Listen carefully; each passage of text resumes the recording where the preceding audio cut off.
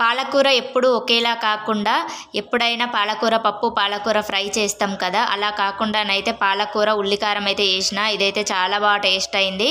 ఒకసారి మీరు కూడా ట్రై చేయండి. ఇది ఎంత ఇష్టం లేని వాళ్ళు కూడా మంచిగా తింటారు. ఫస్ట్ అయితే మిక్సీ గిన్నెలోనైతే ఉల్లిపాయలు వెల్లుల్లి కారం అయితే మిక్స్ చేసుకోవాలి. మిక్స్ చేసుకొని పక్కకు పెట్టుకొని ఒక కడాయిలోనైతే ఆయిల్ వేసుకొని ఆవాలు జీలకర్ర ఎండుమిర్చి మనం పేస్ట్ చేసుకున్న ఉల్లికారం అయితే యాడ్ చేసుకొని అయితే మంచిగా ఆయిల్ పైనకు తేలేంత వరకు అయితే ఫ్రై చేసుకోవాలి. ఇందులోనే ఇప్పుడైతే చిటికెడు పసుపు యాడ్ చేసుకోవాలి. పసుపు యాడ్ చేసుకున్న తర్వాతనైతే బాగా కలిపి ఇందులోనే ధనియా పౌడర్ వేసుకుంటున్నాను. ధనియా పౌడర్ వేసుకున్న తర్వాతనైతే పాలకూరనైతే వేసి అయితే ఒక 5 మినిట్స్ అయితే లో ఫ్లేమ్లో పెట్టి అయితే కలుపుకుంటూ చూసుకోవాలి. ఇందులోని వాటర్ అంతా బయటకు వచ్చి అయితే మంచిగా ఉడుకుతుంది పాలకూర. పాలకూరలో నీరంతా ఇనికిపోయేంత వరకు అయితే ఉంచి తీసుకోవడమే. ఇందులోనే ఫైనల్గా కొత్తిమీర వేసుకొని దించుకోవడమే. చాలా బాగుంటుంది.